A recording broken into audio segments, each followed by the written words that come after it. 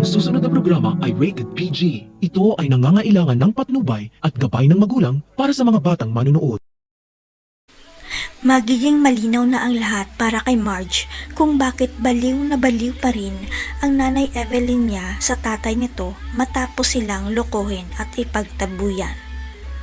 Ang nais lang naman ni Evelyn ay maging masaya ulit kasama si Lito dahil humingi na ito ng tawad sa kanya at nangako pa ito na hindi na siya lolokohin pa. Pero hindi naniniwala si Marge sa kasinungalingan ng tatay niya dahil uulitin pa rin ito ang katarantaduhan niya at masasaktan na naman ulit silang mag-iina. Ang hindi matanggap ni Marge ay nang sabihin ng tatay niya sa nanay niya na hindi nito tunay na anak si Jobert dahil anak raw sa ibang lalaki ni Evelyn si Jobert.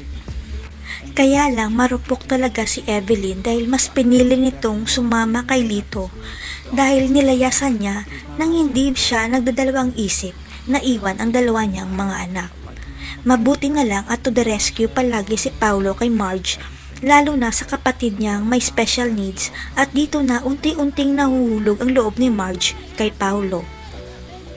Kaya gagawin ang lahat ng paraan ni Edward para masira si Paulo kay Marge at sisiguraduhin niyang siya ang pipiliin ni Marge kaysa sa kapatid niyang babaero.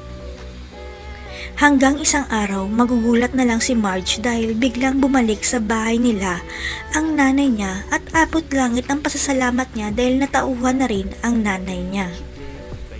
Dito na aaminin ni Evelyn kay Marge ang sikretong matagal na niyang tinatago na naging dahilan kaya iniwan sila ng tatay niya noon at sumama sa ibang babae.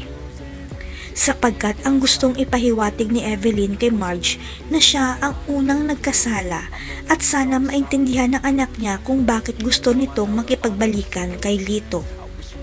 Nagtaka na lang si Marge nang ipakita sa kanya ni Evelyn ang isang lumang litrato at nagulat siya dahil hindi ang tatay niya ang kasama ng nanay niya sa picture.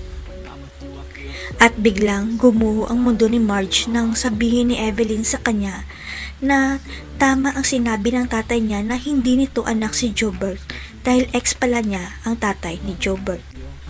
Si Jobert na kaya ang totoong tagapagmana ng mga Torrecampo. Magtagumpay naman kaya si Edward na masira si Paulo kay Marge. Abangan. You don't ever wanna set me free.